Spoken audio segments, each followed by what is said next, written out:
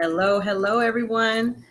Hello, and welcome to the 2023 She Retreat brought to you by Bridge Every Gap. This is a wonderful gathering where women are coming together in the name of healing and sisterhood. And we are in a beautiful, beautiful you're joining us as we are in the midst of doing a lot of learning together, growing together, and I'm excited to be here with you. I am your host, Keisha Garrison, and I am going to be facilitating a really interesting conversation today that is a part of this overall experience that this group of sisters are having, where we get to enjoy the perspectives and the insight from some brothers. It is impossible to grow and thrive in a vacuum, and it's going to be important for us to not only understand ourselves as women, to understand our sisters in community with us, but we also would find value in understanding the perspectives of others in the world that we share the world with, and that includes men. Men are a very big presence for women. We can't do life without men in it. Whether or not you think that's true, that is one of the things that I believe. They are here, and we would do well to understand them and really understand their perspective about life and us. Now, in this conversation today, I am going to be joined by several really interesting gentlemen who will be very generous with their perspective and their insights and about their own lives, and then their thoughts about who, what women are to them and the things that they think about in their pursuits to be great supporters for women. These are the perspectives of just a handful of men. There is no one man who could represent all of men. So please bear in mind that you're taking in the perspectives of a few men who are here to share some thoughts with us. And I will be taking questions from the audience. I already have some pre-submitted questions that many of the women here at the retreat have offered to ask to the gentlemen. And I will tell you, as I am getting this panel pulled together and started, a lot of the questions related to relationships in the romantic sense, but I'm here to tell you that there is so much more to our lives and the things that we can stand to understand about each other than just romantic sense. So we are going to go into a little bit of a lot of things as it pertains to life. So as we bring our gentlemen up to the stage, I'm going to introduce them in the old-fashioned way, where I'm going to give you their bio and they sit and awkwardly smile while I do so. I want you to understand who we have gathered in the room as we prepare to have this conversation. So first, I am going to introduce to you Mr. Sean Crenshaw. Sean is the founder and chief executive officer of Ovation Fragrances, Inc., and he is the creator of Ovation for Men Cologne. Prior to founding the company in January of 2014, Sean had a distinguished career of over 25 years as an executive in the hospitality industry. He established himself as an exceptional operator and brand strategist with the most respected brands in the industry, including Houston's Restaurants, Hyatt Regency Hotels, and TGI Fridays restaurants. With every initiative that Sean has done, he has distinguished himself as a brand innovator and a risk-taking problem solver. The vision for Ovation resulted from Sean's frustration with major fragrance companies for their lack of authentic brand messaging and positive images targeted to African American consumers. Specifically, Sean realized that there wasn't a fragrance on the market that purposefully targeted the style, creativity, and brilliance of the African American man. He is here for the brothers. Sean holds a BS from Cornell University, an MBA from the University of Tennessee, Chattanooga, and a Juris Doctorate from the University of Tennessee, Knoxville. He is an avid boxing fan and a proud father of not one, not two, but three daughters. So we are welcoming Sean to the stage. Thank you for being here, Sean. All right. We also have with us Mr. Brent Solomon. Brent is an Emmy-nominated television news anchor and reporter at KSDK in St. Louis, Missouri. Brent received a master's degree in communication from Purdue University, along with a certificate in strategic communication management and a Bachelor of Science in Communication at the University of Florida. He's got the words and he knows how to put them together. He was named Best Reporter in Virginia 3 times by the Associated Press, Recently, the University of Florida Alumni Association named Brent among the top 40 under 40 alums making a difference in their communities. He is a member of Alpha Phi Alpha fraternity and 100 Black Men of St. Louis.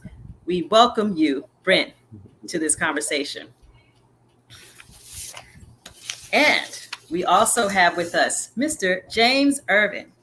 James is a service member in the U.S. Army and is presently stationed at Fort Bragg, North Carolina, where he operates in the role of Human Resources Specialist. He is also an author of the inspirational romance novel, Death Won't Win.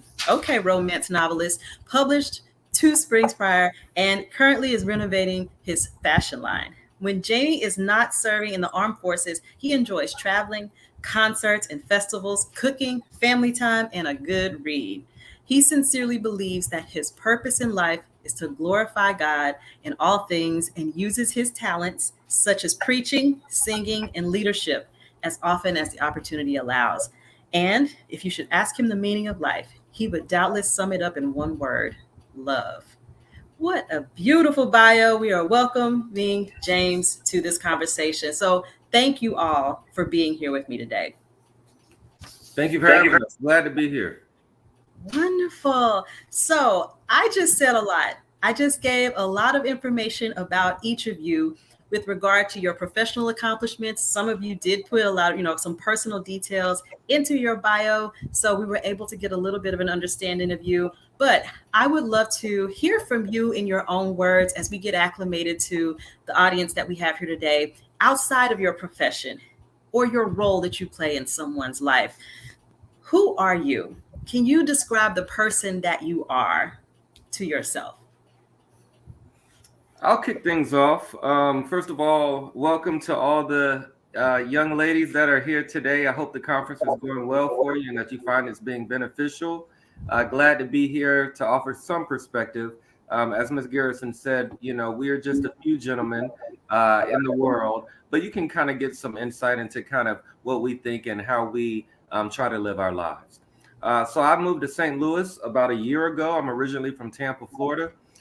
Who I am, I just try to be, there's that old saying, and this above all, to thine own self be true. I just try to be true to myself, and in turn, I feel like I can be true to you, right? To the person and to the community that I interact with. I just believe in the golden rule, you know what I'm saying? Do unto others as you would have them do unto you. And I try to let that guide my decision making. That's a little bit more about me. Thank you, Brent. Which one of you would like to go next? Perhaps James? Sure. Can you hear me okay? Yes, we can. Okay, awesome. How you doing, ladies? Glad to be in this, have this time with you. So yeah, a little bit about me. Grew up in Texas, migrated naturally to North Carolina via the Army, and been here for a little while, enjoying it. When I think about myself, I would say that I would like to be one who, or try to be a man who kind of continues on in terms of manhood for this generation. It looks a little different than our fathers. It looks a little different than our grandfathers. And so what that looks like is, like you said, honesty, Brent. I think you mentioned that, and also loyalty to thyself and to everything that you're called to in this generation. So that's me in a nutshell, in terms of where I'm at, in terms of being a black man, if you will, in this generation. Beautiful. Sean? Yeah. Yes. Thank you, Keisha, and I appreciate the opportunity to join the conversation.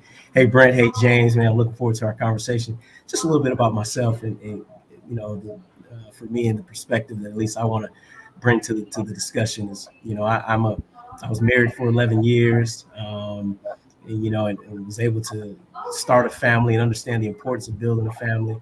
My mom had me when she was 16 years old. I have 3 other siblings, and as I reflect back on, my childhood, it was 4 siblings total, and my mom had 3 baby daddies, and so I was that child, I was that family. My mom was that mom, and to start there and go on to Cornell University and get an MBA, get a JD, and have some level of success, as a black man in America, it's definitely, it molds you and shapes you and gives you a certain lens on how you look at the world and how you look at family and how you look at black love and black economics. And so, those are some of the things that I'm passionate about, is understanding how we can better understand ourselves so that we can better form the relationships and families that we need to really elevate us as a community to the next level.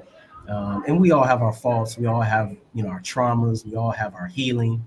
And I think sometimes, our healing can sometimes get in the way of us accomplishing that goal of establishing that foundation to push us forward. So I like to have the conversation and try to make sure that sentiment is infused in the conversation, and just try to figure out how we can better, come together. And again, it's all about black families and the foundation that we need to be successful. So that's it.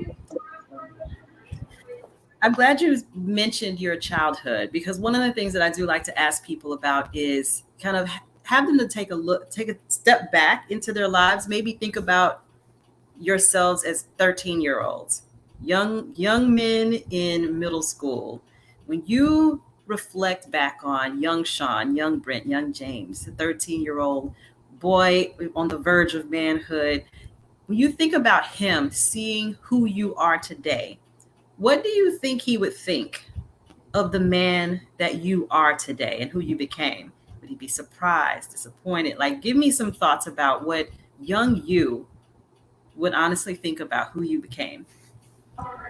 Yeah, I'll start. I think the young me would probably have mixed emotions, probably happy and maybe a little disappointed. When I was a kid, I was sensitive. My mom would call me a waterhead. If you raised your voice at me, I was a guy that was just tears would start welling up. And I was sensitive to my own emotions and other people's emotions, and I would be the guy that would sit off and daydream about just doing, just the craziest things. And I recognize as we shape young men, sometimes we have to sacrifice our sensitivity and our vulnerability to kind of fall into the mold of what, black masculinity looks like, feels like, sounds like. So I think the young me would be happy and satisfied that I'm able to, I was able to accomplish the things that I've accomplished, and still, be able to offer things to both those in front of me and those coming behind me. But at the same time, too, I think he would probably look me in the mirror and say, "Man, I don't know if I imagined that I would turn out like this." And both, mostly good. I mean, happy that he turned out like this in a good way, but just some of the things that maybe I dreamed about as a 13-year-old aren't present today. I share this story. Is like I thought I was going to be a ventriloquist. I love Sesame Street. I wanted to be a ventriloquist. I wanted to be a puppeteer, and manage puppets. And I would create sock puppets in my room and things like that. But that dream was quashed, long time ago. And so to become something else. So, he would be happy, but he may be a little disappointed too. If I can interject, Ms. Garrison, and ask Sean a follow-up, because what I gather from that, and I could be wrong, but what I get from you, Sean, is that you have been on this path of discovering and putting into action what you truly want, right? So when we're younger, we're told, oh, you got to do this. You got to go to college. You got to get these degrees. You got to get this kind of job. You got to have this life for yourself and this picture for yourself, right?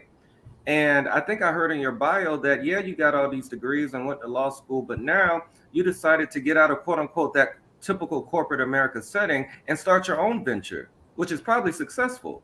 And you probably wouldn't have imagined when you were younger doing that, because that's not what we were told as kids. We were told this picture perfect formula of what life should be. I'm just guessing, Sean, but you can chime in. No, Brent, you're absolutely correct. I mean, the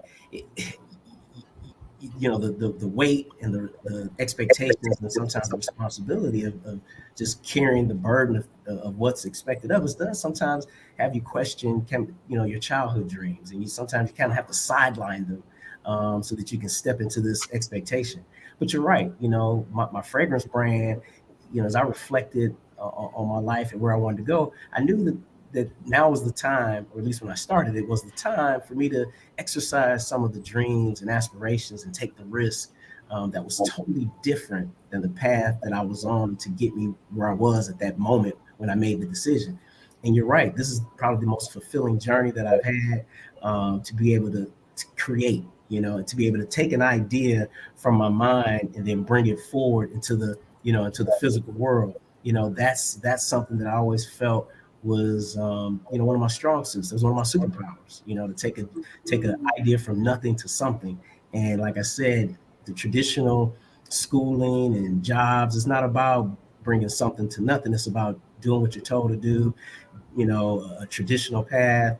And so, yeah, it's very rewarding to be able to, create something that has my name on it, has my signature, has kind of my, my architecture to it. And it's very fulfilling. Very good. I think there's a value to that. You know what I mean? That we all can benefit from living our lives for ourselves, right? Not out of expectation of others. So to that end, I would say the 13-year-old is probably very proud of who Brent Solomon is today. I've always wanted to be, I remember being a little kid, like maybe 12, and the news came on, and, there were two anchors, two white anchors, a male and a female, giving the news. And I remember saying, hey, I want to do that one day. What is that called? What is that job? And it was my aunt. My aunt was sitting in the living room. She's like, that's called a news commentator. From that day on, I said, that's it. I'm going to be a news commentator. And I really what it's called, y'all. It's a news anchor or a news reporter, but she thought she was right. But I followed that path and stuck with it. So to that end, I think 13-year-old me would be proud that he reached his career goal. I think the challenge sometimes for ambitious people, I think probably everyone in this room is ambitious, is how do you keep dreaming a new dream? How do you keep evolving? How do you keep getting to the next level, right? When you are already winning, when you're already following your path, when you're already operating in your skill set, what's next? And I think that's the evolving challenge for me. But to answer your question, I think the 13-year-old me would be proud. Beautiful. Beautiful. How would 13-year-old James feel about you? 13-year-old Jamie would be shocked, a little surprised, but at the same time content. When I think about those earlier dreams, I remember one of my idols was Dr. Charles Drew, the inventor of the blood transfusion, and led me to the path of wanting to be some sort of doctor. And so I pursued dentistry for a little while, waited on colleges, still waiting on colleges, if I'm being honest. It's a never dying dream. But at the same time, when I look back over the journey and think about everything that I've gained over the journey, that's when I say, 13-year-old me says, okay, I see why all of these things happen. I see why this door closed and this one opened, because really there is a character and there is a goal in you that has to be dug up from the minds of everything that's happening around you. So when I think about that, yes, it's shocking because it never goes according to your plans. I read that if you want to make God laugh, tell him your plans, right? So life is always going to lie, but at the same time, if you're wise enough and patient enough and honest enough with yourself, you'll see the gold in it, and you find yourself being more refined and perhaps a better version of yourself than you ever thought you could be. Thank you for that. I want to go back to something that Sean brought up, and it's about the expectations and kind of the definitions of manhood that get put upon men as you are going through your journey. Because it seems from the outside of the male perspective that men are given a pretty narrow definition of what it looks like to be a real man. Call your mom calling you a waterhead because you had emotions. So it's like no crying, no wearing pink. You can't choose certain professions. You can't date certain people. I read somewhere or I saw a video online where somebody said, can't drink from straws. We can't have men drinking from straws and ordering dessert. It's just like the list of things that disqualify a part of your manhood just seems to be getting longer and longer and longer. And so I'm curious about what that weight of all the definitions of manhood feels like to you? Do you feel like you're living with a weight on your shoulders if you try to live as the authentic you, bumping up against these confines of like, this is what real manhood is?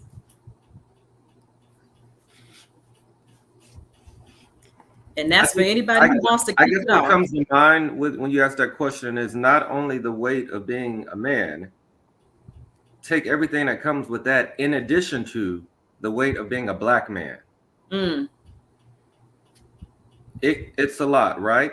Especially a Black man existing and thriving in quote unquote corporate America. Mm-hmm. It's a lot. That's all I got. He said it's a lot. Anybody else want to talk about that weight? Give us some flavor to it. Help women understand what it like. Yeah, I think what life has taught me, and I think we need to understand, is that masculinity and what it looks like, there's no one definition or no one,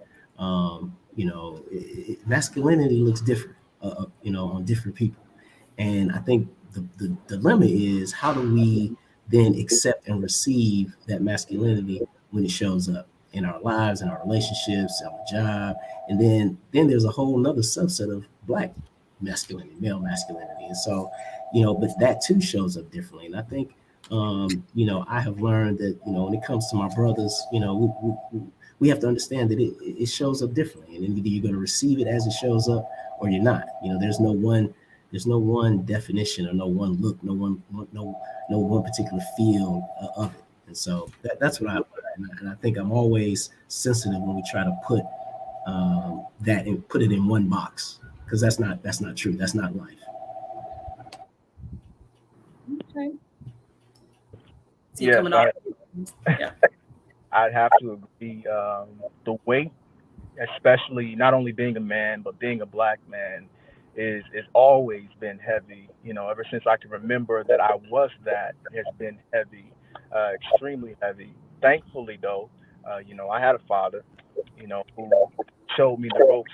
More so, I had a mother, who was very intentional about raising Black men, raising Black boys to be Black men. So I would say to the women, what is helpful is the beautiful thing about being a Black woman and being a Black man and having a Black woman is that you don't have to always articulate to her what it is. For example, I was having a conversation with my brother, and he's married to a white lady. And he says, I have to articulate what it is being Black. I have to articulate what it is being a Black man.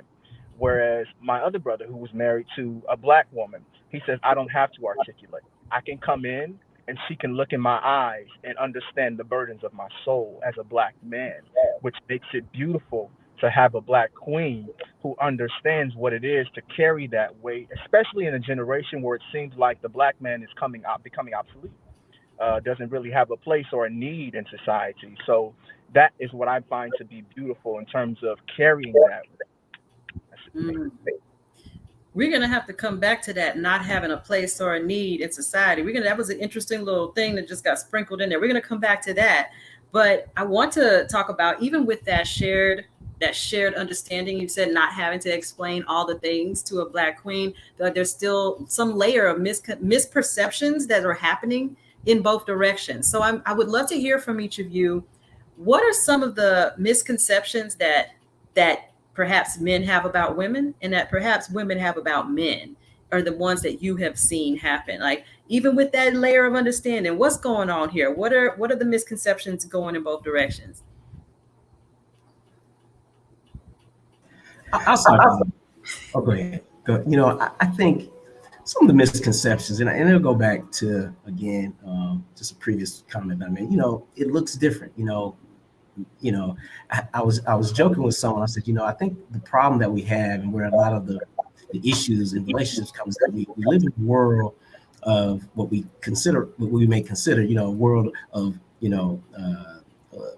a lot of masculine men and feminine, or excuse me, masculine women and feminine men, or, these roles and gender definitions. And I think the expectation that we try to put on each other is where the misconception or expectations, misassigned expectations may start. I think where it has to really begin is understanding oneself. Like you can't be in a healthy relationship until you understand yourself. That's the biggest component. And that's wherever you are, understanding yourself. And then once you understand yourself and your superpowers, how can you then genuinely and authentically offer your superpowers in a relationship and it be received, and not rejected, to give you that space to exercise your superpowers. And I think what inhibits that is we assume as a Black man, this is your superpower. As a Black woman, this is your superpower. And that's it. And there's only one definition. There's only one, image of it. And I think that is where we come into relationships with that expectation. Where do you think those expectations, where in your life or with your experience, what have you seen? Where does it come from?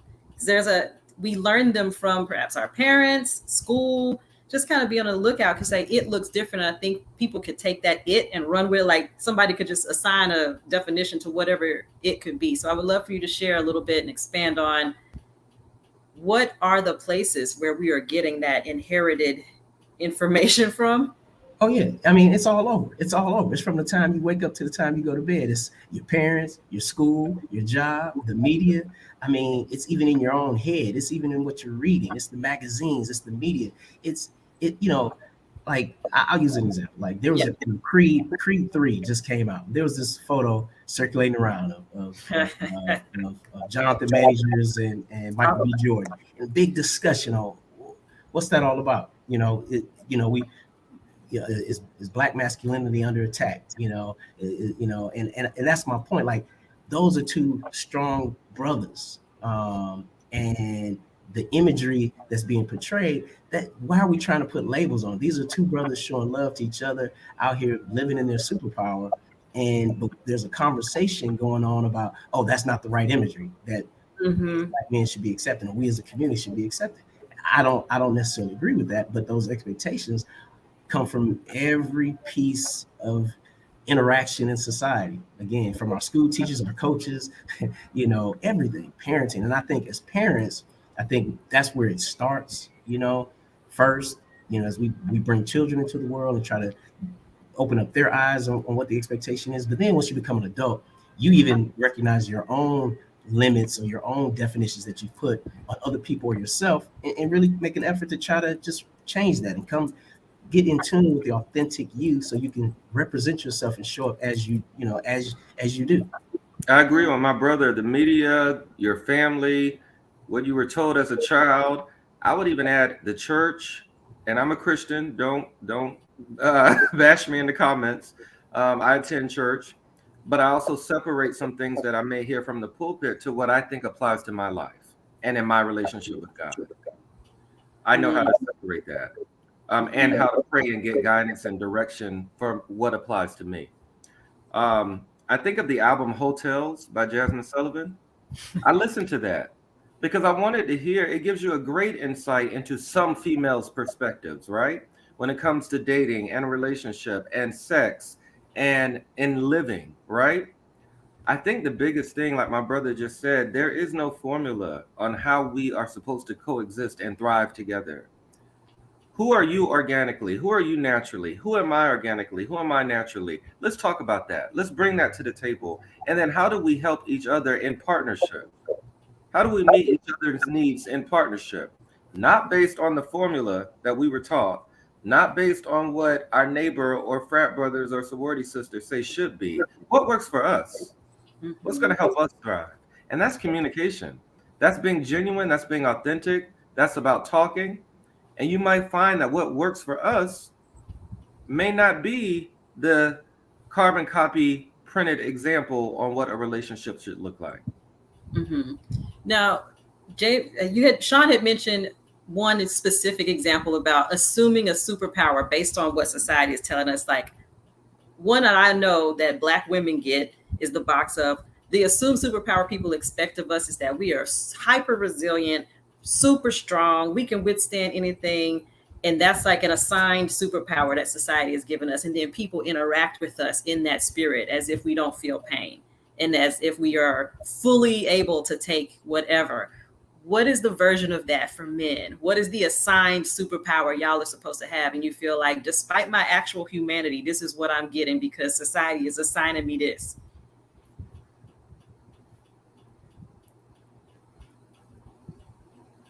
Brent smiling. Because I just feel like we all know it. I feel like we all know, right? Those typical expectations.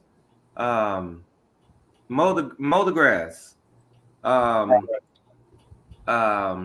you know, pay for everything all the time. Help me out, brothers. I mean, we all know it. We're all thinking it. We know it. It's the societal expectations. Yeah. I mean, I think too, a lot of it too, there's some of the, toxic masculinity traits, tough, rough, the brute, and not to say that, hey, don't test me. I'll take these glasses off and this suit off if you test me, but it's the lead. What is the lead superpower? What is it when you pull your jacket back? What do you want people to see about you? Is it that image, or is there another image that's a little more nuanced, a little more inclusive of other thoughts, other things, other vibes, other other vibes? And I think sometimes when we try to express ourselves, and whatever it is, society comes with a heavy hammer. Sometimes our sisters and our relationships come with a heavy hammer.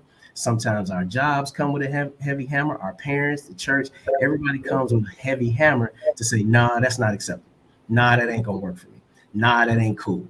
And I think people need to understand over time what that looks like and how it shows up in a relationship, or for a Black man trying to navigate all these things. Remember, we have a very narrow, very, very narrow path to make a mistake out here in this society.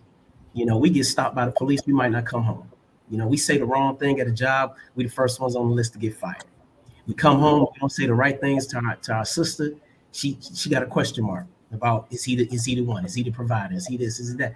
That's a lot. That's the pressure that we talk about. Like, when is there this space for us to just be, and then experience it and grow and learn and engage the superpowers that our sisters have to help us navigate these things and be those things, whatever that is. Absolutely, great point. To add some context, so the example I just gave earlier, right?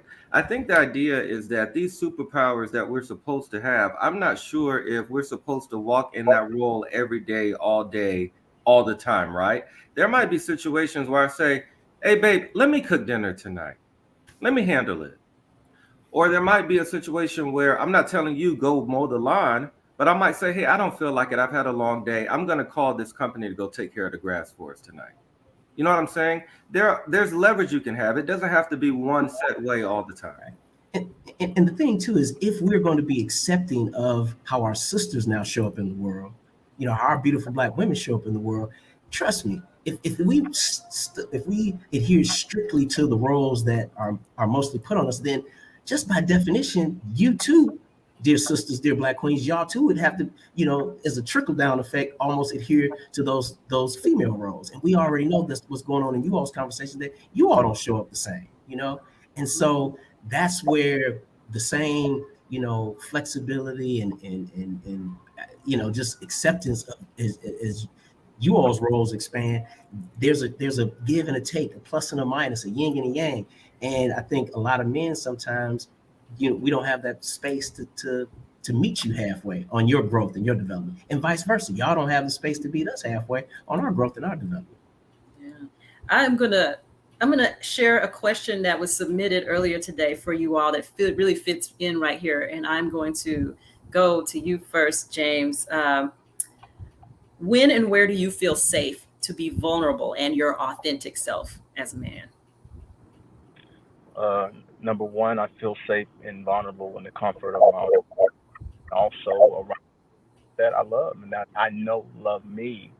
There won't be any miscommunication. There won't be any lines blurred, because there is an established place of safety. So I can just be myself in terms of family and friends. I can be myself in my circle, not be judged, be completely understood. At the same time, I can be as vulnerable and transparent as I want to be, still loved, still valued, still appreciated. And I think you may have cut out for a moment. You said in the comfort of your home, or in the comfort, where was that you said? Yeah, so in the comfort of my own home to start, if you can't be comfortable or vulnerable with yourself, you're already in trouble. You can't be vulnerable or comfortable with anybody else. You Yeah. see, so it starts with you as a man being comfortable and vulnerable in your own skin and who you are, and then from there you trickle down into your circle and your friends, and you can be vulnerable and comfortable with them. So first finding that place within yourself, in your own head and in your own heart, and then I think you'll be able to do that with the ones you love, and particularly with the ones who love you, because they won't change, when you let your guard down, etc., or whatever. So I think that's important. Mm-hmm. What about you, other gentlemen? Where do you feel like you can be vulnerable and really like not have to do the show?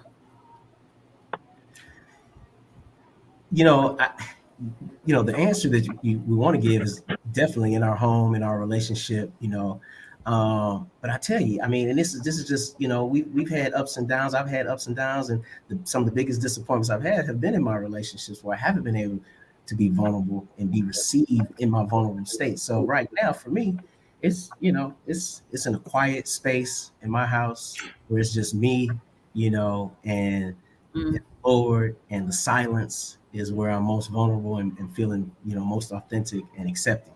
But again, that can be a lonely spot, over years, that can be a lonely spot. So it's always, the ask is again to how do we have that vulnerability and that authenticity in our relationships, and what does that take? What is it? What's the work that I need to do? What's the work that needs to happen on the other side to allow that for both parties, But right now, it's a silent space in my house. It's just me and the Lord and silence, which is not, again, my first choice. I like to be in tandem with someone. No, I appreciate you sharing the real what it is. It's like a lot of people likely having that experience. I'll also check in with you, Brent. Where is your space? Yeah, I would say a couple things. So I like to exercise. So going to the gym, letting off some steam, listening to some music while I'm doing cardio or lifting weights, um, and then social organizations outside of the home. So fraternity, community service groups where I'm just with the boys, and we can all let our hair down and talk about what we're experiencing in life. Are a couple of places, and I think that when talking about partnership and your partner, I think, has to allow for you to have those safe spaces and to accept the fact that is one of your outlets and venues. And I think that helps. Yeah. So since partnership has come up a couple of times, I want to address one of the questions that the group had as well. And I think, Sean, you had mentioned when people coming together in a relationship and both being on their own growth journeys, like everybody involved is coming with their stuff. And one of the questions from the group is, how do you respond to a woman who comes into a relationship with her own insecurities and unhealed trauma? Does that mean that there has to be an end to the connection? How do you handle something like that? No, and thank you for that question.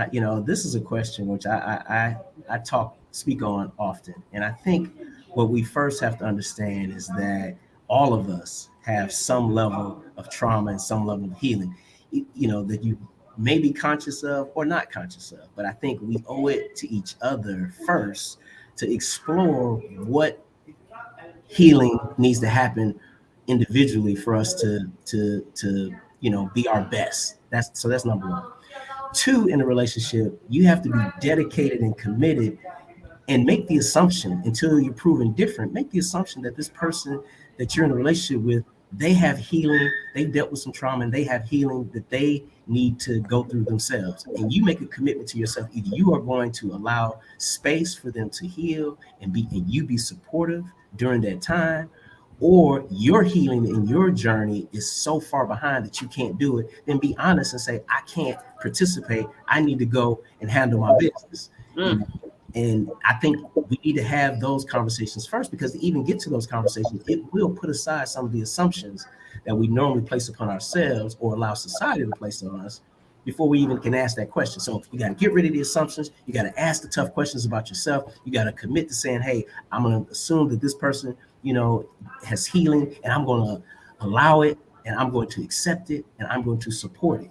And once that happens, then there's a whole new conversation. There's a whole new dynamic. There's a whole new learning. There's a whole new intimacy. There's a whole new set of things that happen when you embrace that mentality. And that's the journey that I had to get on. I had to come. I didn't always think like this, but now I'm here thinking like this, and I see the benefit of it because there is a goal at the end of that. It is, how do we create sustainable relationships long term so that we grow old together, and we build and manifest from that. And so I'm passionate about that. But you gotta meet people where they are. You gotta meet people where they are, and you gotta make a commitment to do that. Even though you may feel you're higher and they're lower, that don't make any. You gotta come down and meet them where they are. And once you meet where they are, put your ego aside, put all those other things aside, come down and meet them where they are. And if your elevator is the strong elevator, y'all jump on that elevator, y'all go up together. And that, that's something. Yeah, I bet many of the gentlemen have some comments to add on to this, but it really ties really beautifully to one of the questions that was submitted for you all earlier today, which is, why do men think we can't handle their full truth? And so there's a lot kind of loaded into that question. So I want to just back up and say, like, the way that you just described that, it does require a bravery of sorts to be able to say, I'm going to speak my truth so that we can get to the next place here. But it's from this question that was submitted, pulling into that, it's like there's this feeling that, like, men don't think we can handle their full truth. Do you feel that you can bring your full truth into a relationship with someone you're trying to build with, so you can get to that next layer of growth together? And that's, any of y'all can jump in. Yikes. Okay. Sorry. Listen, I believe that it's scary, to be honest, because we're used to, I don't know, I can't speak for all, but from the majority, barbershop talk, locker room talk, we're used to people walking away.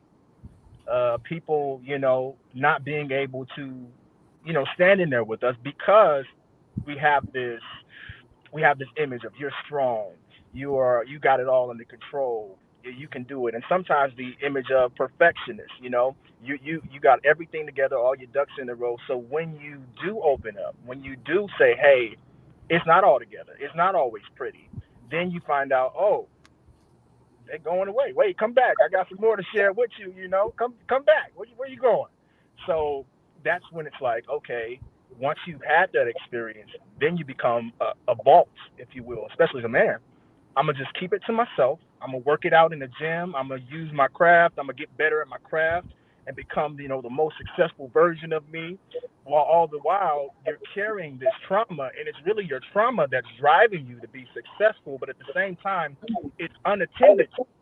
And so you're successful in your career, you're successful in the eyes of the public, but still you're this vault walking around. So nobody has access to you because you've allowed access in the past, and people have walked away. So you said, no way, I'm not doing this again.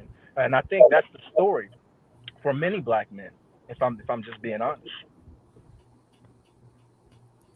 Thank you for sharing that. You said a word right there. Your trauma is driving your success, but it's being unattended to. Whew. And no one there to witness. Wow. Yeah, that's powerful right there. And that is so true. And it's true. It's so true, right? And I think the balance, the fine line that you have to figure out, right, is this person worth it? Right? First of all, is that energy being reciprocated? Are you being fully open and honest to me about who you are and where you come from and about what you're dealing with in life? But I do think that radical honesty is the path forward. It comes at the risk, though, of what my brother just said, knowing that there is that possibility that it won't work and you're both ways. And now all of that information is in someone else's. Someone has that information about you, right? We want to guard and protect ourselves. It's a fine line. Yeah. And then I'm thinking too, we were talking about before the box of superpowers we are supposed to have, and the label, the man box has leader label on it, where a lot of people say you're supposed to be leading in the relationship.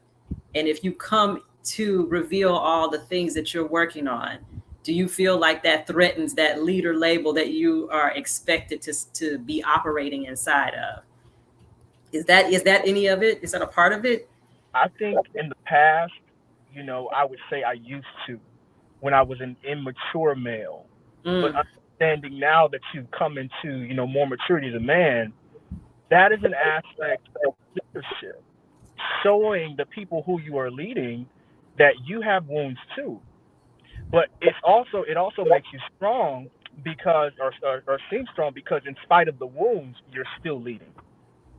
Like I was thinking of this powerful woman I was watching, and she had cancer, but she was carrying out her CEO mission and job, and this was her assignment. And so, as a CEO of this company, she's carrying out and leading it to heights, and everybody loved it because even though she was dealing with this cancer, she was still able to rise above and lead.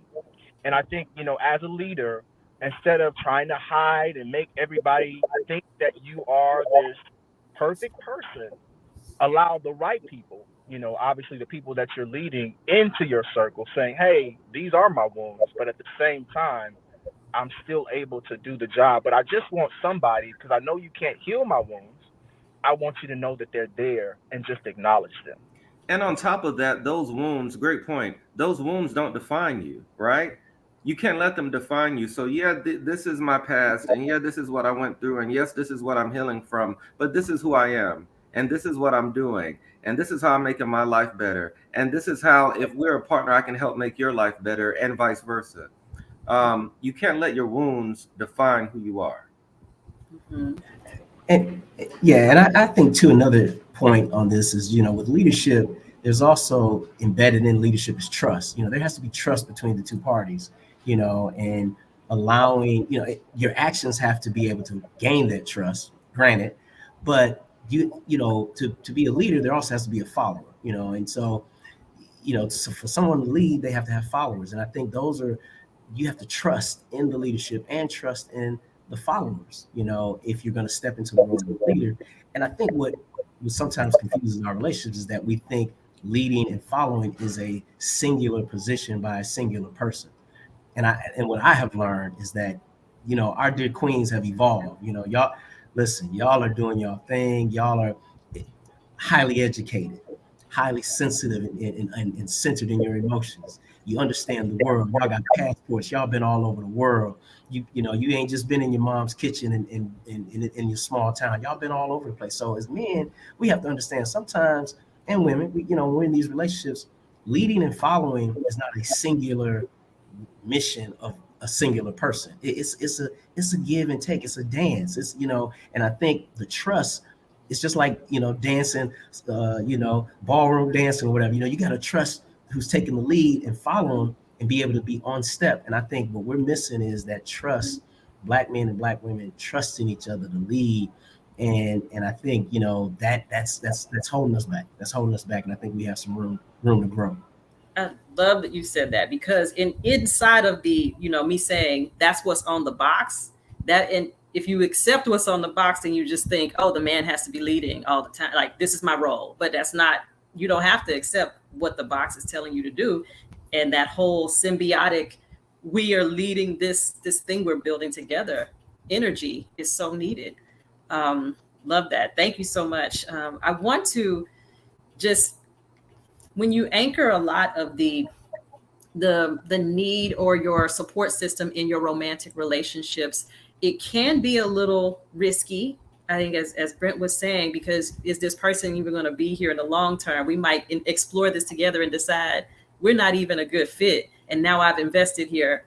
And so that makes me think about the power of our platonic spaces and our platonic friendships to be those spaces where we can be authentic and vulnerable. It was interesting. Someone commented when we were talking about where is your space to be vulnerable and authentic, and someone commented that it's very interesting that your response to most of the responses here is that when you're alone, and not necessarily with a fellow brother. And I could also add, like, you can have, platonic sisterhoods as well. So when you think about nurturing a space where it's not about a romantic partnership, but it's really more so about what is my stable community for me as a person to have a place to be vulnerable. Do you think about that? Is that something you work on as a person, to have like a platonic space where you can have stability in your vulnerability?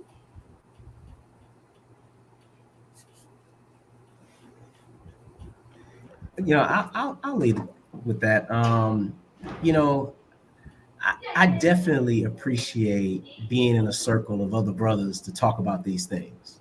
Um, you know, that and in my family, my mother. Like I think of all the people that I can kind of just be frank with, is my mother, and then other brothers who have had the bumps and bruises of life and have gone through the process of kind of understanding, what their role is, and understanding themselves.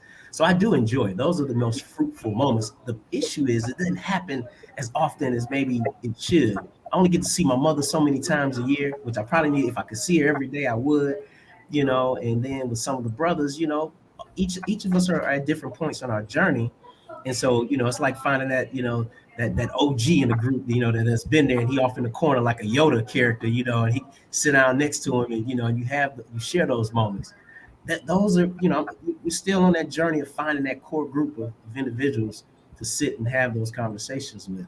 Unfortunately, my dad's has passed, and granddad and some senior uncles in my family have passed, and I'm sure if they too were present, they would be a source for me, and they're not. So we have to kind of look outside of our familial relationships to find it. But I get it. I know they're out there. We have to be more diligent, and be encouraged to go out there and really offer, and invite, or even insert ourselves into those circles so that we can have those shared vulnerable moments and support each other.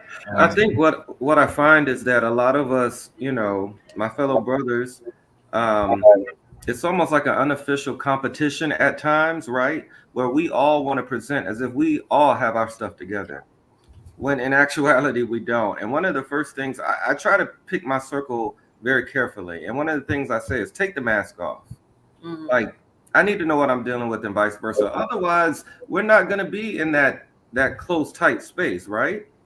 Because otherwise, we're living a facade as if all of our stuff is together when it's not. So I think when you find that core group, then those honest conversations can happen, and then you can share that vulnerability and vice versa, and it helps you better. It helps you be better. We all need that space. Yeah, I would agree with what's been said, and I have my brothers, thankfully, my blood brothers, as a place of space, and then I'm very intentional about selecting 3 or 4 good men, to enter in that space. Like Brent said, you have to be vulnerable. I have to be vulnerable. I need to know what I'm dealing with, and you will know as well. So then we have this safe place. And then my brothers and I are very intentional about taking our brothers' trip. So once a year, hey, we're going to make it happen, because we don't get to do it often. Like Sean said, far and few between. But we're going to be intentional about taking this time as men, getting out of this, the rigmarole of life, and just relaxing. And then Sean said something very important also, our mothers. Man, like I still have my father, love him to death, get to holler at him, hang with him. But there's something about sitting down and talking to your mother. I guess it just takes you back to childhood, when she's your first teacher, the person you tell your secrets to, and so you can just sit there, and for those of us who still have her, man, it's a powerful moment. Even as a man, I still see the need of mother, and so as a queen, if you're raising a son, just know that relationship is vital, not only as he's growing up right now, but even more so when he becomes a man, because he'll have fewer places to go to lay his head and to really bear his heart to. And I found that mother's lap, mother's knee is still that place. So yeah, that was a very powerful moment for me when I thought about it. Yeah. You all are sharing some interesting things that are helpful for women to know as they engage with men, and realize like what your lives are like, and the things that you practice in terms of your discernment when it comes to other men that you allow in your space.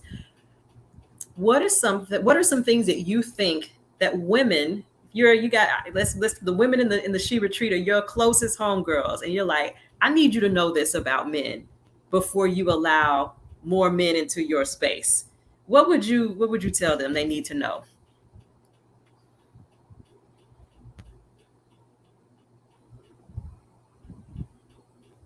And it's okay for you to process for a second. What do my sisters need to know before you let a new dude in your space? I'll say this. I think be get to know that guy, know him in a trusting way, because some guys, again, everybody's on their healing journey. Everyone has trauma. And this goes either way, I'm sure, for male or female, but sometimes it ain't wise to invite certain people into your space because they disrupt things. They're disruptive.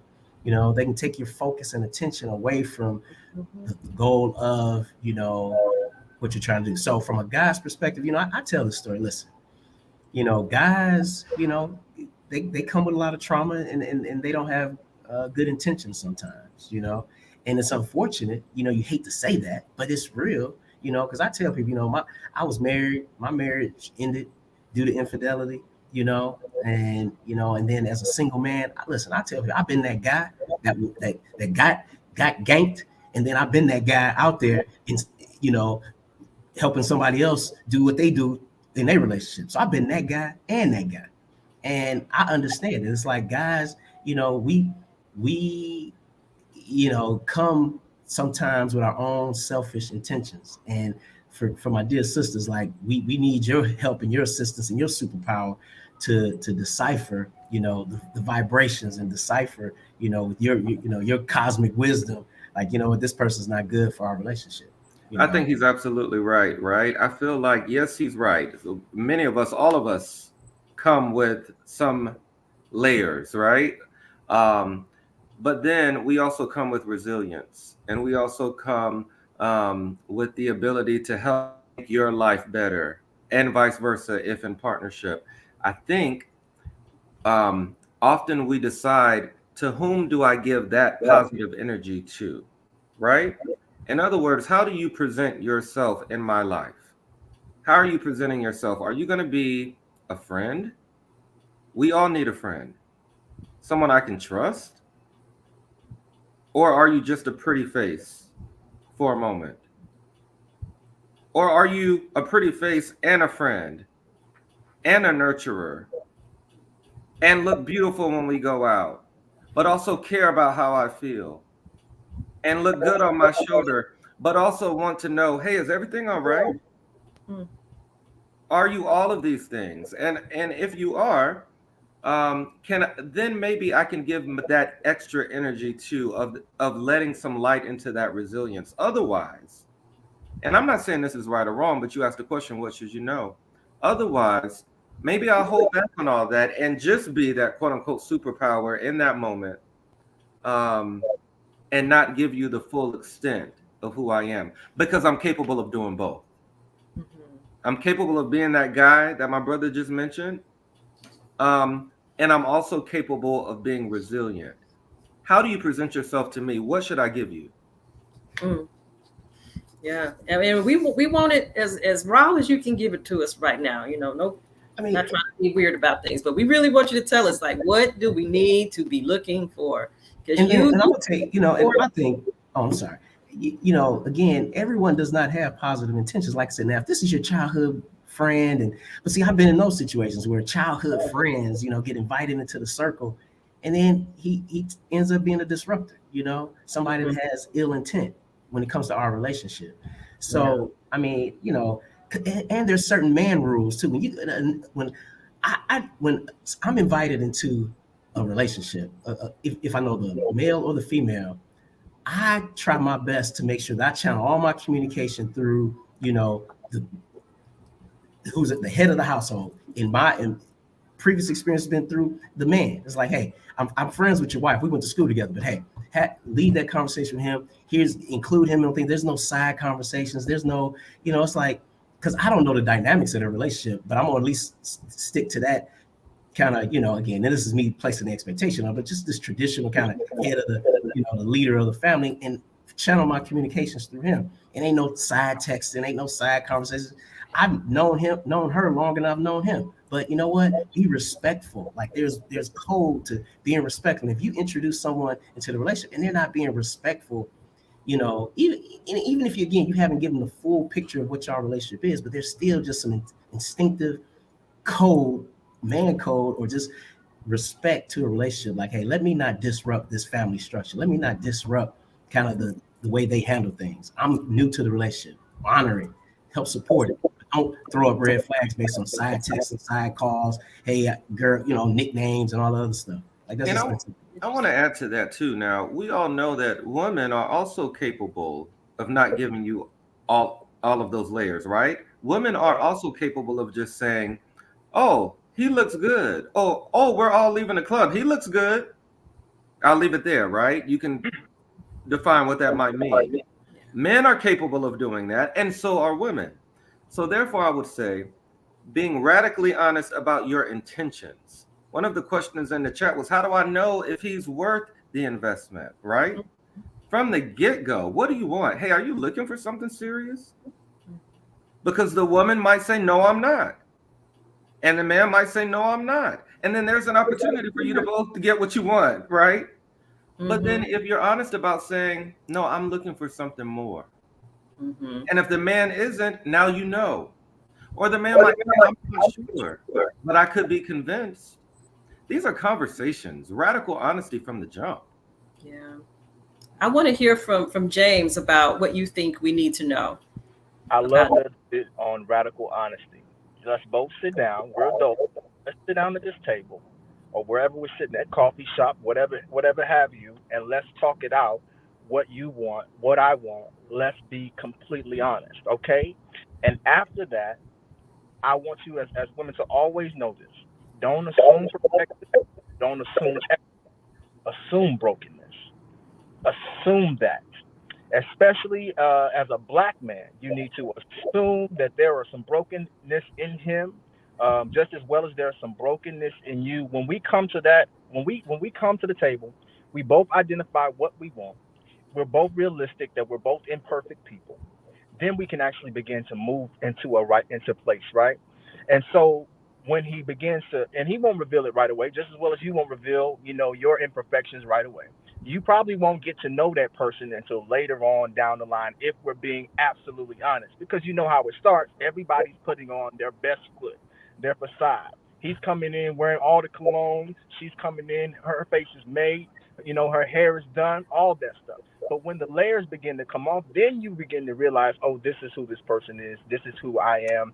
And then it goes back to, okay, is he or she worth putting the investment in? So I think when you have that recipe, you cooking with something. Yeah. A couple other comments. Like investing in the stock market. You gotta have a stomach for investing. You gotta have a strategy, is it long term, is it short term, but you have to have a stomach for the ups and downs of investing in someone. And my feeling is that I think people are afraid to put in the work. Because investing in anything is work. Investing in real estate, you flipping houses, that's work. You're investing in stock market, you're investing in your kids, you're investing in other people, you're investing in your career. Everything takes work. And I think when it comes to relationships, we are so quick to hit the eject button, parachute out, and land somewhere else thinking that we can start over, but I think that's not that we have to do a little bit better job and really say, what's my stomach for investing in this person? Now there may be signs that justify you parachuting out. I get it. I'm not saying anybody stay in a relationship that is not, healthy for them, but I think there's more effort that needs to be had to really discover if, this relationship is gonna happen. I think we eject too fast. I like that. That's great. And the crazy thing is, you don't do the work in this relationship, so you jump to the next relationship, only to realize, oh snap, I got to do the work. I still have to do the work of relationship. And the beautiful thing about it is, when you finally do the work and you go through the conflict, after the conflict, comes some of the most amazing intimacy that you will ever know, because I stuck in there and I found the gold in this person. I found the gold in him. I found the gold in her. So you're going to have to do the work anyway. It's just a matter of choosing and deciding, hey, Lord, is this the person you want me to do the work with? That's all I'm saying. Now I want to flip it, because I think we were, Brent was starting to go there, but now I want to flip it and ask you, what do you wish you knew, or what are you hoping to know as you decide to invite a new woman into your space for whatever reason, as you are getting ready to, or what would you tell a brother, or, let's put it that way. If it doesn't have to be you personally, in the flip of this question, as a new woman presents herself in your life, what is it that you wish you knew or that you would need to know? I'll say, and this is weird because I have kind of asked this question. I ask people, like, what traumas are you aware of that you've experienced in your life? And are you addressing them in healing? I have that conversation, and I try to express my traumas, I've always felt like I was never recognized. My ideas were not recognized and validated. I mean, it's quite obvious in my brand, ovation for men. Every man deserves an ovation. Part of my trauma is actually scratched in my brand. I'm on a mission to make sure that men are inspired and, to live a life where they can be celebrated. And so that's part of my trauma. My whole life being marginalized, my whole life feeling like my ideas didn't matter, So that's I want to know, like, what's your trauma? What's going on? I think it's important. Mm-hmm. Brent, James, what say ye? I would say something that I would like to know entering into relationship is, what is your understanding of commitment, and what is your understanding of love? Because when I say these things and you say these things, we could use the same word but have two totally different definitions for what we mean. Your definition of commitment may be, as long as things are smooth. I'm gonna be committed to this thing. Whereas my definition of commitment may mean, hey, come hell or high water, I'm rocking with you. Your different definition of love may be different. So if we say these same words, and it seems like we're using the same words, but in all actuality, we have two totally different definitions. When things start to happen, that's when the definitions come into play, and like, oh, you didn't mean commitment like I meant commitment. You didn't mean love like I meant love. So understanding those two things, and then as Sean said, I think the trauma, I think all of those wounds, I think over time, as you get to know me and I get to know you, you realize that I'm a safe person, and I realize that you're a safe person. Then those traumas will come forth, and you'll feel comfortable enough to share them with me, and vice versa. I'll feel comfortable enough to share them with you. I don't think naturally one person would do that, because I'm still getting a chance to know you. But understanding terms is very important, if I would just say so. Mm-hmm. I would just agree. I would agree with James that, being on the same page of what commitment looks like. I think that, especially now, we live kind of in a microwave society where as soon as there's the first argument, on to the next, pull out Tinder, pull out whatever, instead of focusing on who's in front of me, realizing that an argument doesn't mean it's over, or disagreement doesn't mean it's over, right? How do we get through that? And how do we fight to make it work? I want to go up underneath something that's in kind of baked into this exchange that we're having here, which is this need to actually be on the same page about what is even the reason for people coming together. What are each of the people looking for? Because it won't always be, to be honest, that a person, a man or a woman, is engaging with someone of the other sex because they want to fall in love and have a commitment. Sometimes people are in the space in a season where they're just like, look, I need some physical maintenance, and I'm going to engage with people to get my needs met. But there's a feeling, I think, and women, we've been talking about this at the retreat, me and a couple other women, there's a feeling that when men are in that kind of a season where we need to get physical needs met, there's an assumption that we're not going to tell the woman that's how we're engaging. I'm just going to come to her with the usual vibe of relationship long term and not be on the same page because maybe she can't handle the full truth of where I'm at.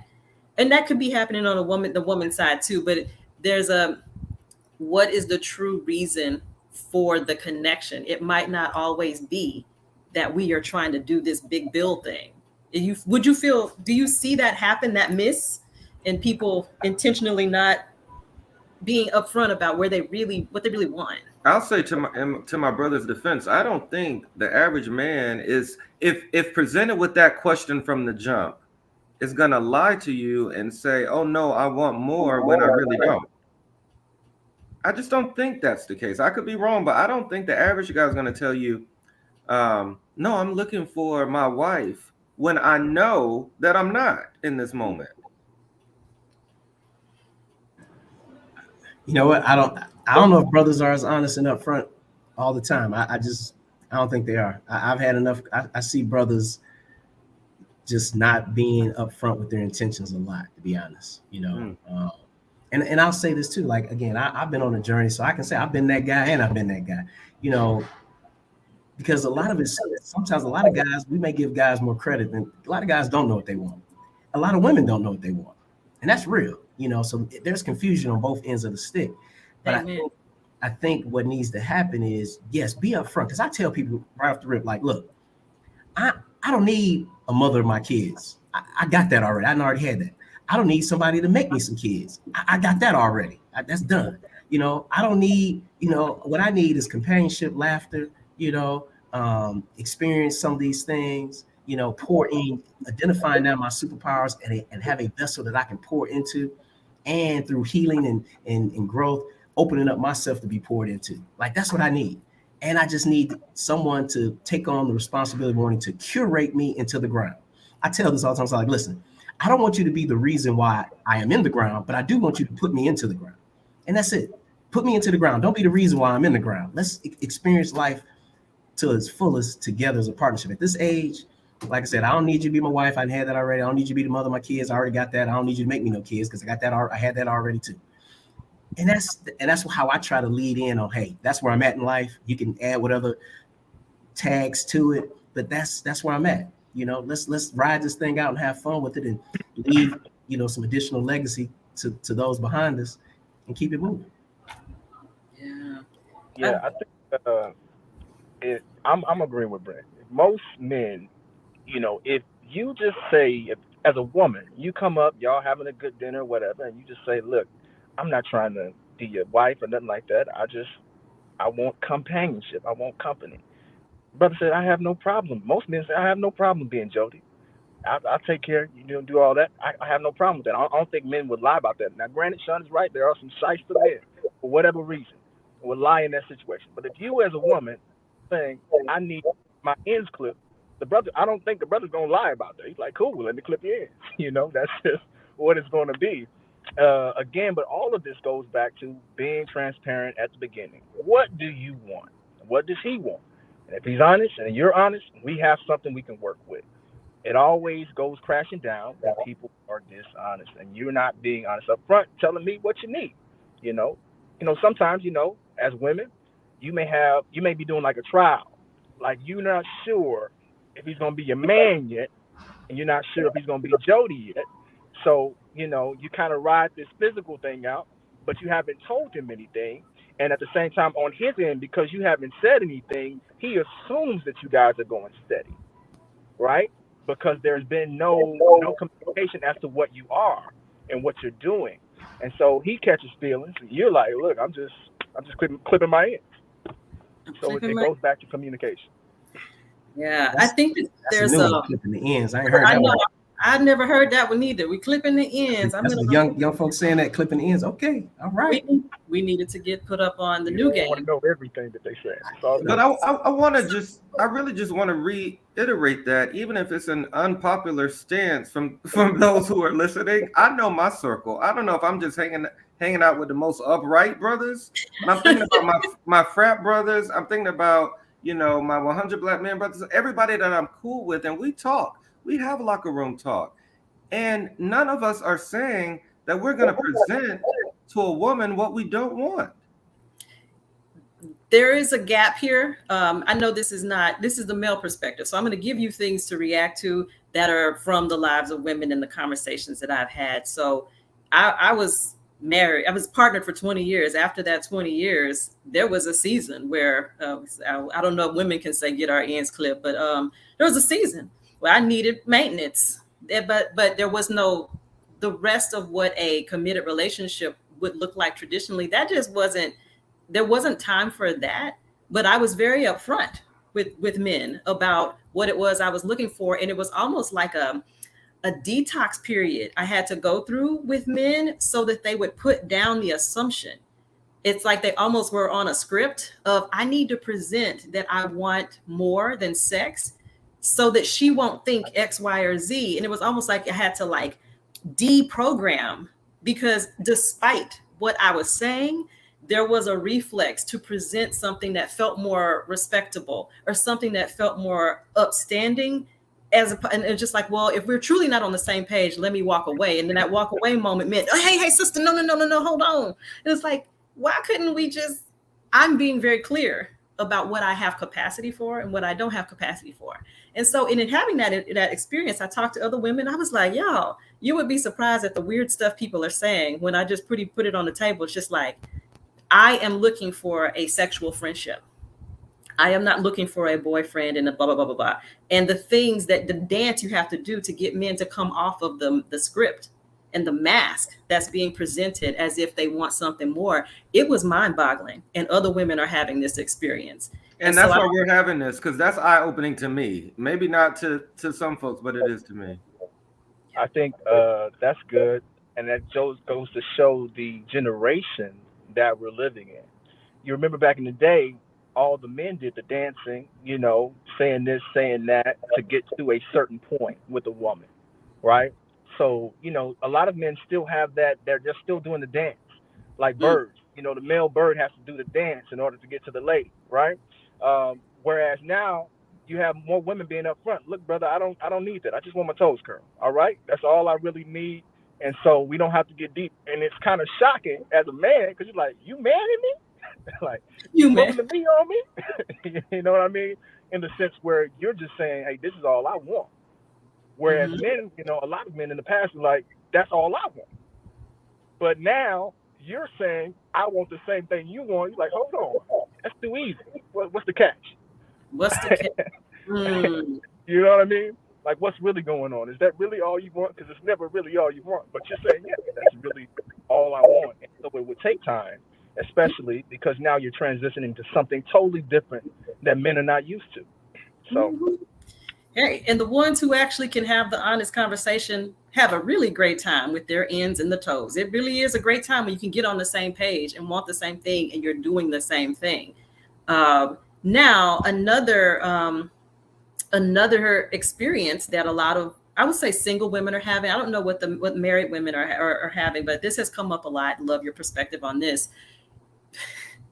Oftentimes there's a feeling that women are getting approached more by married men than single men for relationships or for a sexual friendship, whatever the case may be. There's this sense that married men feel a little bit more comfortable approaching women than single men. And that is very confusing. And we would like a perspective on that as well.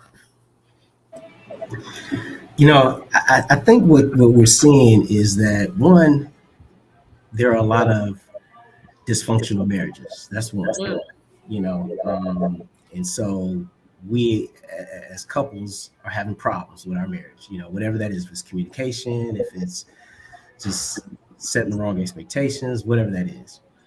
And then I think the other thing is, from a male's perspective, going out and approaching, you know, women as a married man, I tell you what it is. We feel probably more comfortable in doing it because women feel more comfortable in letting us know they're in that space of like the previous conversation we just had, like there are more women out there saying, hey, all I'm looking for is this. Now, the question becomes, are you willing to, you know, cross over kind of your marriage vows and the sanctity of marriage to experience what you are looking for? And I think, again, we live in a society where people don't value marriage the way it's been, we valued it in the past. So this conversation and the frequency of these type of interactions, we're seeing on the uptick. And I think that's what's going on. Anyone else has some thoughts about this one? I guess I would just ask, and again, we're getting into the deep combo here, but let's do it. Are you perpetuating the idea that it's okay for a married man to approach you? Or are you standing firm in no? Well, and see, I have this conversation off too. I think the way people value marriage, it shows in these type of situations. Like I think, and so my general thesis is that people don't value marriage like we have in the past. Like that's not, I don't hear a lot of young people walking around saying, hey, I want to get married, or marriage is my thing. There are young people getting married, but it's not at the conversation of it. Like I was in the restaurant business, so I had bar talk all the time. And, I was in the hospitality industry where we were having bachelorette parties. Our bachelorette party market has dried up. It ain't nothing. What I do have though is birthday parties where girls and men too are out trying to satisfy all the vices that they could in one night. That's what I'm seeing from my experience over the years in the hospitality industry.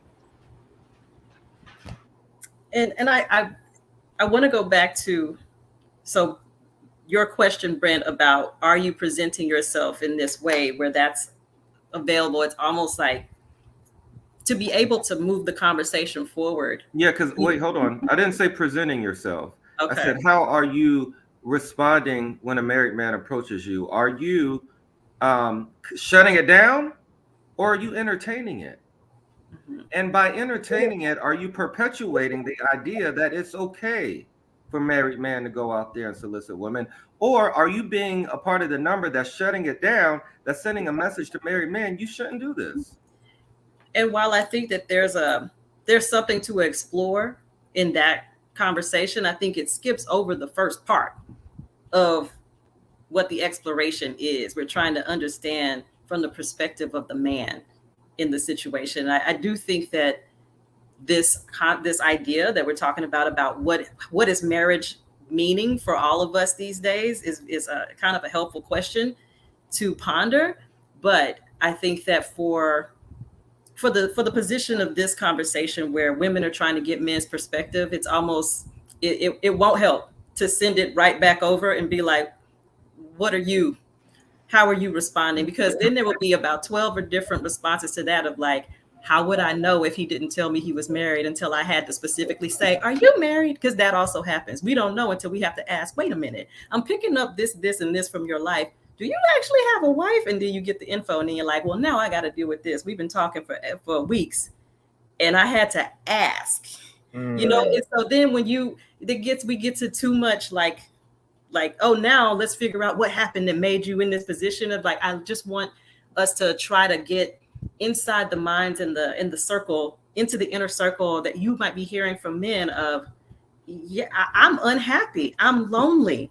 I feel like I'm crying out for something and I have an opportunity right here. Like we're trying to understand the male piece of this and where the men are coming from that enter into that mindset of like, I am going to pick up this phone. It's gotten so easy that I can try to find what it is that I'm looking for with a couple of keystrokes or with whatever it is outside of my marriage.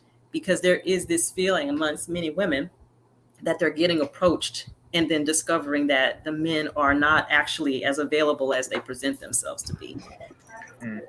Yeah. I would say, venturing into what you were previously stating, this man, if you will, is in a marriage, committed relationship, but he's not getting the needs that he desired to be fulfilled. And so he goes out looking, right? Or just maybe he's not even looking. Maybe he stumbles upon it or whatever. And you as a woman, you're also, intrigued by being approached, etc., because you're not really, or maybe you are looking, whatever. And then, he finds in you what he wasn't getting at home, what he wasn't getting in his mate. And so this is one of the major reasons Asked the wife, because you don't got to go looking for food if you're full. Come on now. The homework's being taken care of at home. You ain't got to go nowhere else, right? But there is something that's missing, in his life, in his relationship, and so he's looking forward with somebody else. And then he also knows that if I know I'm not gonna be. It's not gonna be a full time thing. I'm not remarrying, or sometimes, hey, that's the second option, right? Maybe he's looking to start something fresh. He's getting a head start on, Oh, right? That's the second. I'm serious. He's looking to start something fresh. So he's like, look, I've already left this relationship. She don't know it yet, but I've already left it, and I'm getting ready to start something fresh. So let me go ahead and plant my roots where I'm getting ready to start something new. That's another common reason as to why they do it. But this is just a couple. I want to let the other brothers chime in. I can go on for a little bit for this one. I think here's the issue. I think in the Black community. I mean, if we wanted to solve all of our problems, we'd have to commit to three things.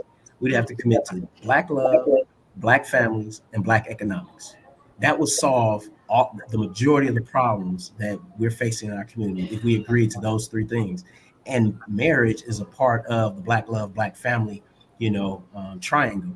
And I think, there's two pieces of it. You say that you're going to commit yourself to that ideal, and you're going to actively make a commitment to protect the ideal of other people that have also decided to join you on that journey of Black love, Black marriage, Black economics. And then there's a responsibility.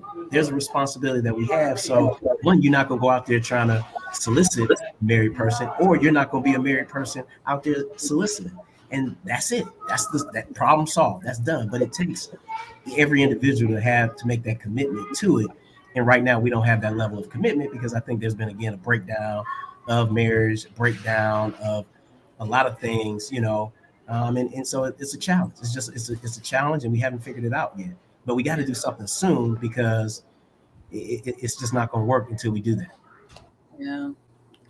There's the conversation we were having before about the inner work that everyone has to do and being willing to be honest, like that breakdown of people being able to express what they need when you talk about a marriage that's failing. And instead of turning inward to that marriage and fighting for what I need here and going for another release, that is, I think, symptom, like it's an expression, or it's how what we just talked about earlier, one of the ways it can manifest when people aren't willing to speak their truth in the tough space. And that goes, whether you're a man or a woman, the Black love can't survive if people aren't being willing to get greedy with each other in that space to actually say, this is what I'm missing and this is what I need. And somebody mentioned going to therapy. Sometimes it's a big struggle to get two people on the same page to both be willing to go to therapy to do the repair work or the together growth work in a relationship. Let's talk about that for a little bit. The growth work that would need to happen in a relationship to preserve a marriage or to preserve a relationship that keeps both people fully engaged. What are some of your attitudes about what that work looks like in therapy? If any of you would have any thoughts about willingness of men to go to therapy for the sake of inner work in a relationship. Keisha, I just want to add this very quickly to the last point.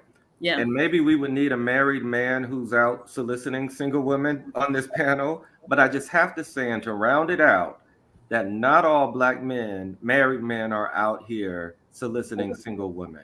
Okay? I just want to add that truth to the conversation. Yeah.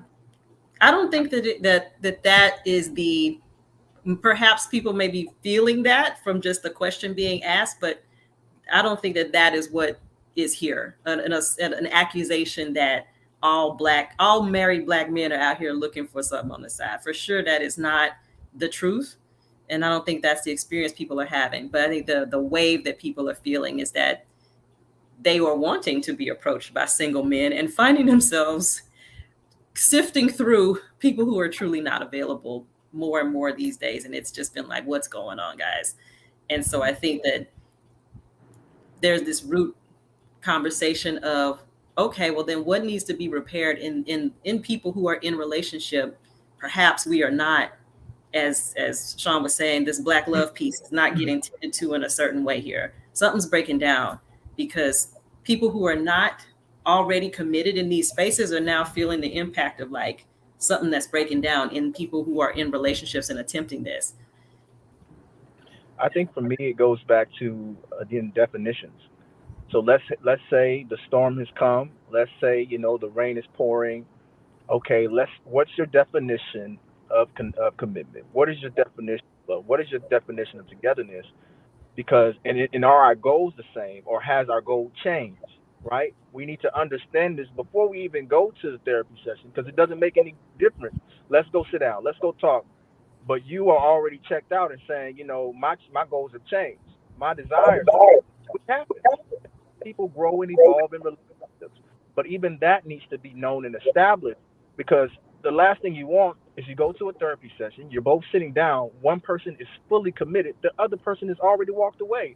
He's just sitting there, or she's just sitting there bodily, but emotionally, physically, and spiritually, or they're in Jamaica. You know what I mean? So it's very important to understand terms and to understand before you even go there what you both want, so that time and money is not wasted in therapy. Yeah. There's a piece here that I don't think really gets talked about a lot, which is the pressure on Black couples to stay together no matter what, and how difficult it might be to break up. It's very, very painful. It's very, very difficult to go through that as people. But then also when there's the Black love becomes a pressure at some point. And I would love to get your thoughts on this as well, because this is, again, coming from my perspective as a person who's been married, gone through a divorce, and what that pain looks like, and my view of how that looked like it impacted my partner. And when you have fewer people to have the vulnerable space with, you have people who are looking at your marriage not lasting as a failure, and we don't want to fail. What is that pressure like for Black couples to stay together? And do you think that that's a thing? I think there is a pressure. Hey, I'm part of the whole movement to create the pressure for us to stay together. So yeah, yeah, there's pressure, but I think the end result, it's like pressure creates diamonds. People, we need to give all of our heart, soul, and everything into figuring out how we can stay together.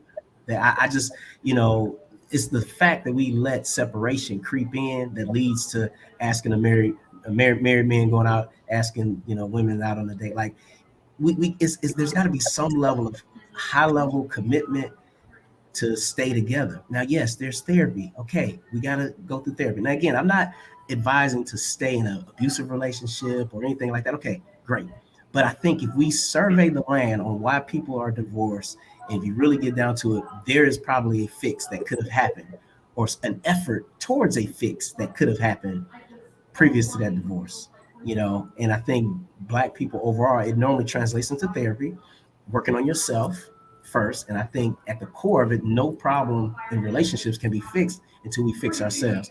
And I get it, as some of the great authors will say, it all goes back to slavery. We all dealing with stuff all the way back to slavery, and we have to kind of address these things and make an effort to really try to correct it, so that we have a good solid foundation, to manage our relationships, so that we then can create diamonds and pass on to our next generations. And right now we're failing. We're just failing. I have 3 daughters, and I'm divorced. Now my ex-wife has remarried, but there's a whole lot of drama behind who she remarried. So it's like, wow, like, where are the examples? And I'm concerned. Love the other gentleman's perspective on this pressure. Sean is owning that he's part of creating the pressure. What are you all feeling about that? I feel that there is a pressure to stay together and to stick it out, especially coming from me. I come from a family where mother and father still together after 35 plus years.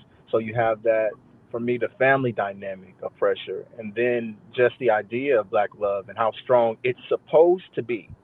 You know what I'm saying? It's supposed to travel through all of this drama and trauma, still be able to withstand these things. But the reality is, it doesn't always work that way. And I want to say to anybody who has experienced that, it's okay. it's okay, if it didn't go through the way you did. But the good thing is, we in sports they have this thing called the off season.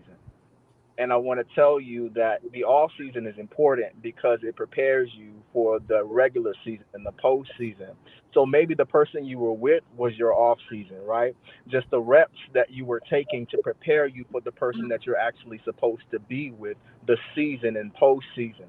So all the love that you've given, all the things that you went through, the heartache, the pain, nothing is lost, right? Everything is channeled and used to be put into the season and the postseason so that you can win. So even if it didn't work out, it's okay. Yes, there is pressure, but so what? Life's full of pressure. It's always going to be pressure, and especially just being black in general, just being alive, there's pressure. However, if you've experienced a failed relationship, that doesn't mean that you're a failure. And that can also mean that's a redirection because maybe that person really wasn't for you, and that's something as black people we obviously have to deal with and realize not everybody you started with is supposed to finish with you. So yeah, that's my take on that. I totally agree with James. I mean, we can't live for others. We know if the love isn't there anymore. Why would you coexist in something that has failed? And if it has failed, and you've done what you can to fight, and you know the other person may or may not have done everything, but if you've reached to this point where you're at an impasse and you decide to get out of it, life isn't over. You're not a failure. Amen. Amen. Listen, I want to thank you all for joining this conversation. Before I let you go, I want to just hear some final remarks from each of you. We covered a lot of ground in this conversation around inner work, your own identity, relationships, how we can understand men, women better. We covered a lot of stuff. Expectations. I want to just go around and make sure we hear some final remarks from each of you, and make sure we get a chance that if there was something still in your heart that you wanted to express, that we get to hear that.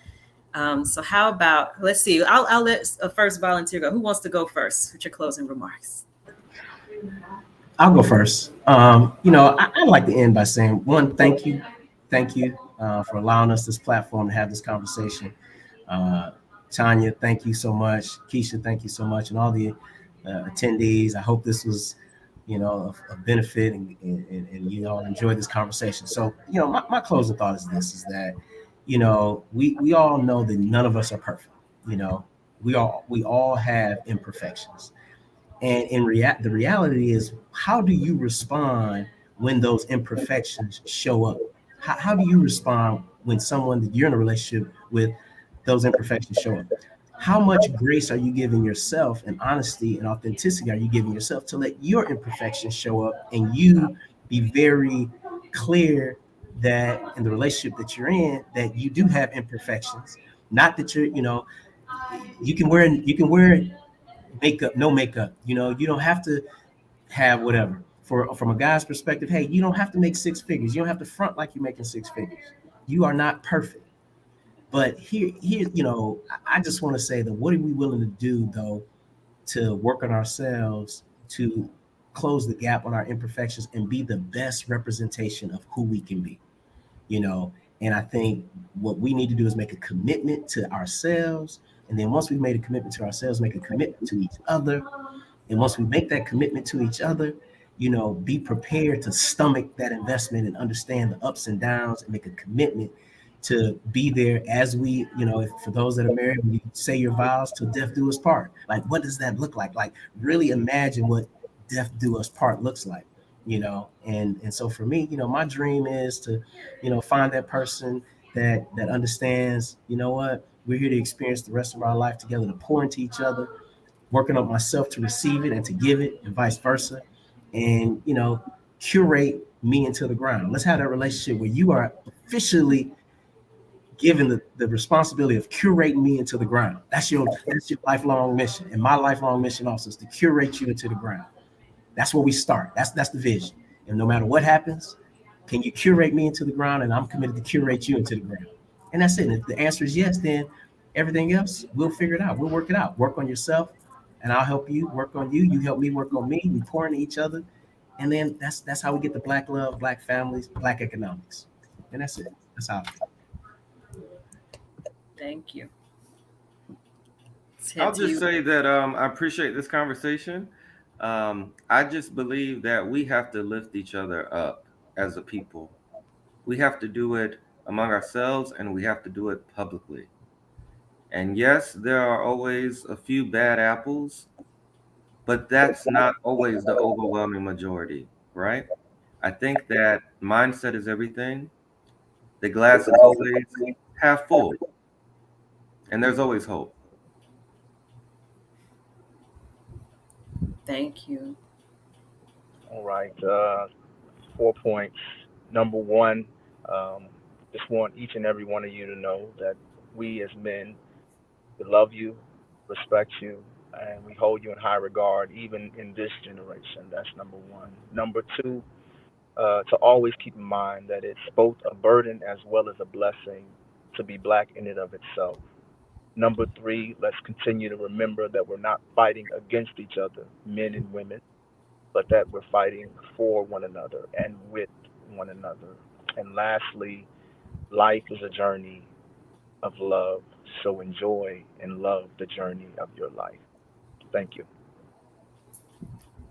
Thank you all. We value the time that you have invested in sharing from the male perspective with us here at the She Retreat. We truly, truly thank you so much. It's been a pleasure. Thank you.